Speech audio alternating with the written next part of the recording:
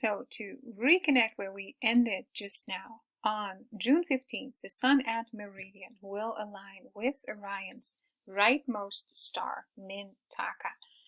That is the smallest pyramid on the Giza plateau. The representation of Orion on Earth is the Giza plateau. The next day, the alignment will be with the star El-Nilam, the representation of the central capped pyramid, where the Sphinx is lying in front of. And that alignment will also be with the sword of Orion and with the Great Orion Nebula, which is the door section, and that is shaped as a heart. We're going to see that a little bit later. Then the next day, the Sun will align with El-Nitak, the wounded. That is the representation of the bridal Khufu pyramid on the Giza plateau. And it's also known as solar noon on the Giza clock. Remember in scripture that Joseph was said to hold a banquet with his brothers at noon. Genesis 43:16. Joseph dines with his brothers at noon and reveals himself to them. Strong 662 Zohar, or noon. The 17th of June will be solar noon on the Giza clock face, the Sun aligning with the star El-Nitak. And that is, of course, the representation of the bride. The book of Isaiah refers to the altar and witness in stone on the border of Egypt. So the Giza plateau is on the border of Upper and Lower Egypt. On the next Sabbath, we see that the prescribed readings by Ezra, the scribe Ezra, pertain to Korah, the Korah rebellion, the uprising among the Levitical order of leaders coming against the rule of both Moses and Aaron, but thereby also against the appointment that God had given them. And that rebellion was curbed severely. The ground opening up below the rebellious after they had made their final choice, and the appointing of Aaron when, remember that the staffs of the people were brought before the Lord and Aaron's rod budded. So that was a confirmation from the Lord that he indeed was awarded, or he was appointed to be the high priest. So that's why the budding and blossoming almonds are seen over here.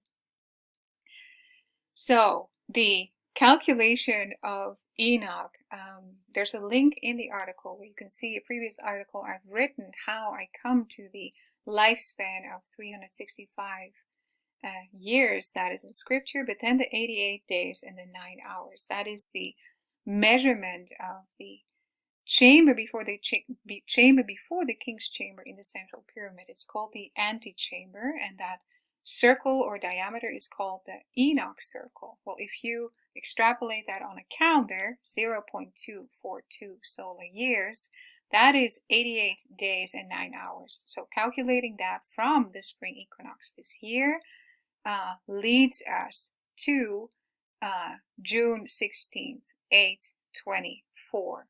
So for me, that was interesting enough to mention. It's not a date set, let alone a rapture date set. It's just very interesting to me that the alignment of the Sun with El-Nitak corresponds to the lifespan of Enoch. So the Sunday afterward, the Echad, Sun and Moon, the coming together of the bride and the groom in the horn section of Taurus the bull, denoting the Lord coming down to both rescue and judge. That beautiful union will be followed by both planetary bodies aligning with the two eagle comets. We're going to see that a little bit later. Then we're going to move toward the potential sighting of the new moon, and then the fixed marker of the summer solstice. And that's the day that the Sun will cross into the asterism line, the astronomical border of Gemini. So we see a huge transition from the Sun, from Taurus, into Gemini. So Back to the original article.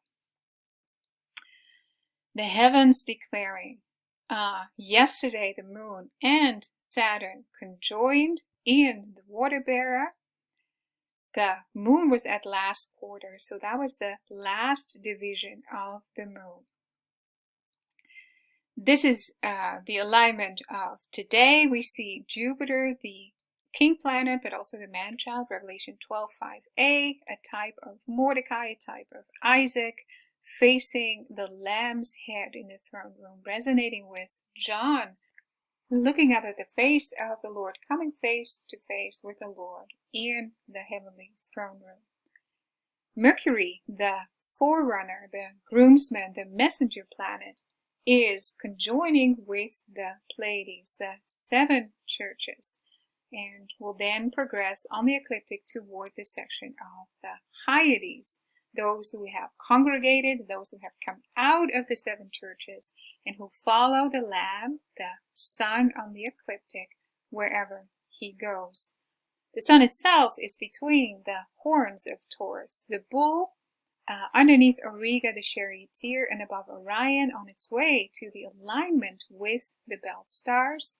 And then the little asteroid with my own name in the groom portion of the bride and groom in Gemini. So we can see the Sun will actually move into the constellation borders of Gemini on the summer solstice. Venus is in the constellation Cancer, approaching the manger, the Precipa, the beehive cluster. That's where the innumerable seed of Abraham were kept. It's also known as the pilgrim's resting place. And she is preceded by Mars. Mars, the planet associated with war, but also with the archangel Michael standing up, still in Cancer, on its way to the constellation Leo. Today we see the Sun aligning with Rigel, the left foot of Orion, meaning coming to crush the enemy. And underneath the enemy we have the constellation Lepus, now depicted as a hare, but originally that was a snake. So the Lord crushing the enemy is now in alignment at meridian. The meteor shower in Aries today, the peak. And then 2 days later, the moon, that is the liberation picture at the moment of the Savan 23-degree decree going out. We see a traversing of the line of the northern fish, the upright fish, at the star Torcularis septentriolaris. Sorry. That means the northern wine press. So afterward, the moon will also enter into the throne room of the Lamb to then conjoin with Jupiter. That moment of the traversing is always a beautiful picture. To me, it's like a finish line in the heavens, like a red ribbon, and the ribbons are tied to the sea monster at the star El Resha or El Risha, which is the bridal, but also known as the wedding North Star.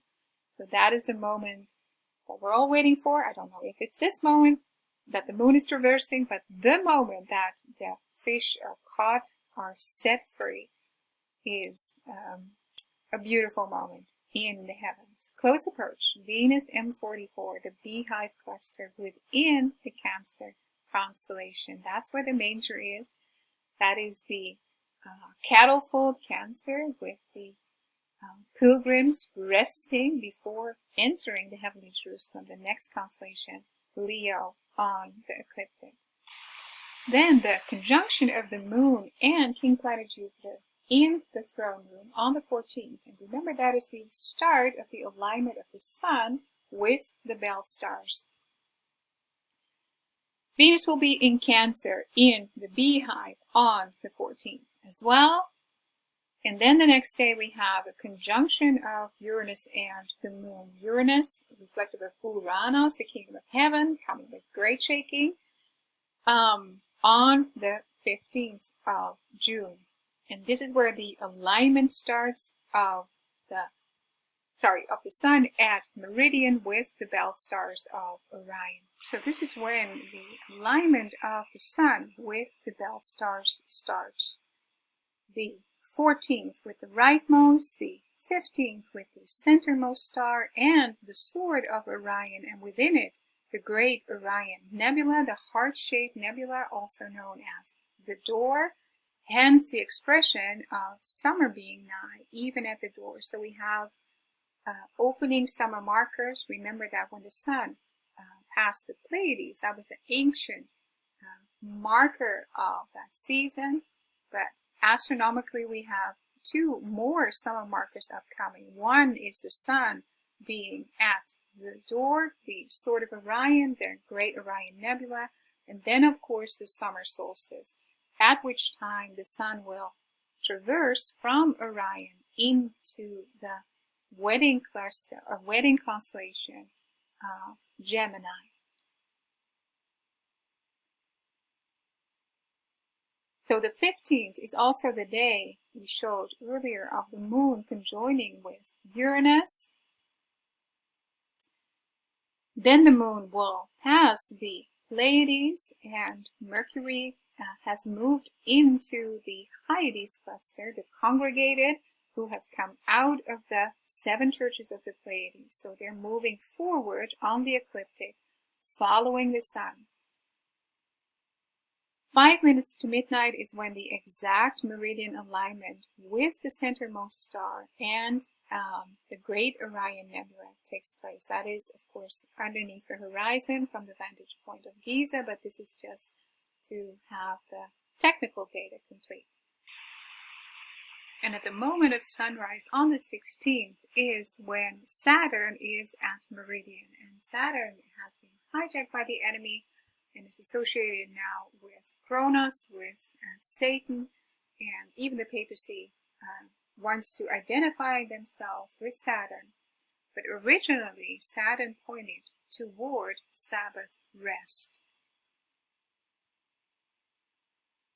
Mercury on the 16th, on the day that the sun comes in line with El-Nitach, the leftmost star, we see that Mercury traverses or conjoins with Ayin. That is the left eye of the bull, and Ayin is a star that represents the Church of Philadelphia. Aldebaran, the governor, is the star that represents the Church of Ephesus. So we have the alignment of the messenger to both Philadelphia and Ephesus. Then the moon will, of course, conjoin with Mercury before she approaches the sun and becomes one with the sun next Sunday. This is the beautiful depiction of the great Orion nebula within the sword of Orion. There's an article included in the endnotes about that great Orion nebula. And then the 17th, the sun aligning with El-Nitach, the wounded, the representation of the bridal pyramid on the Giza plateau, right before the sun enters into the 2 horns and then joins with the sun. We covered how the Orion constellation can also be depicted as a clock with that star El-Nitach as its center point, and the indication or the representation of the 24 elders around the throne. It's a 24-hour clock face.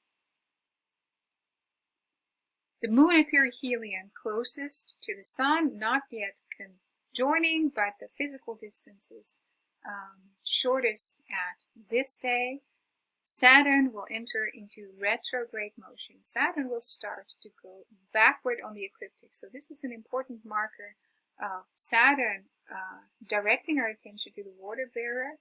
And the water bearer, remember, at the time of the betrothal dinner, led the 2 forerunners to the Essene quarter in Jerusalem, where the upper room was prepared, and they were further readying the upper room for the disciples coming after them. And in like manner, we have been greatly blessed by following these writings of the wilderness bride in the days of Jesus to be grounded in prophetic time.